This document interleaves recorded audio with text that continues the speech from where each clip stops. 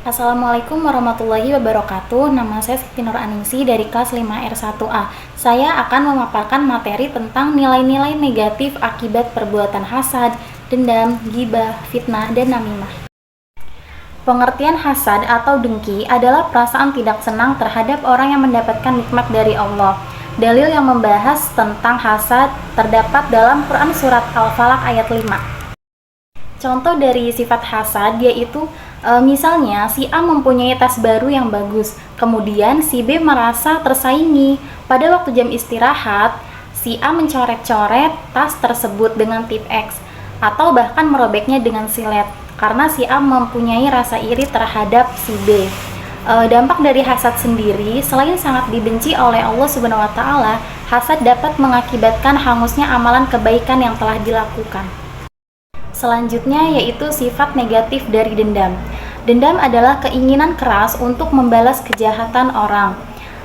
Dalil yang membahas tentang dendam terdapat dalam Quran Surat An-Nahl ayat 126. Contoh dari sifat dendam yaitu Ani menyembunyikan tas Herna karena Ani merasa sakit hati karena Herna pernah mengejeknya. Yang dilakukan Ani yaitu balas dendam terhadap Herna. Kemudian dampak negatif dari dendam. Dendam membuat hubungan menjadi renggang dan silaturahmi terputus. Orang yang menaruh dendam kepada seseorang, maka dia akan selalu berusaha untuk menghindar bertemu dengannya. Sifat negatif selanjutnya yaitu ghibah. Ghibah adalah membicarakan keburukan atau keaiban orang lain. Bisa dikatakan dengan bergunjing. Dalil yang membahas tentang ghibah terdapat dalam Quran Surat Al-Muhajirin ayat 12. Contoh dari ghibah yaitu membicarakan keburukan orang lain melalui lisan atau tulisan di media sosial. Dampak dari ghibah yaitu ghibah dapat menimbulkan rasa perusuhan dan emosi kepada sesama manusia, di mana dampak emosi yang berkelanjutan adalah terjadinya serangan jantung. Selanjutnya yaitu fitnah.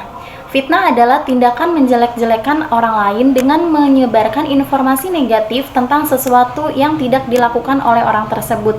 Dalil yang membahas tentang fitnah yaitu terdapat dalam Quran Surat Al-Baqarah ayat 191. Contoh fitnah yaitu menuduh yang tidak benar tanpa adanya bukti. Dampak dari fitnah yaitu dapat menimbulkan kesengsaraan baik kepada orang yang difitnah maupun orang yang melakukan fitnah karena akan sulit dipercaya lagi oleh orang lain. Sifat selanjutnya yaitu namimah. Namimah adalah mengutip suatu perkataan dengan tujuan untuk mengadu domba antara seseorang dengan si pembicara. Dalil yang membahas mengenai namimah yaitu terdapat dalam Quran Surat Al-Qalam ayat 10-11. Contoh dari namimah yaitu menyampaikan berita bohong atau mengarang cerita, mengatasnamakan kebenaran dan disebarkan ke orang lain dengan tujuan mengadu domba atau merusak situasi sosial maupun personal.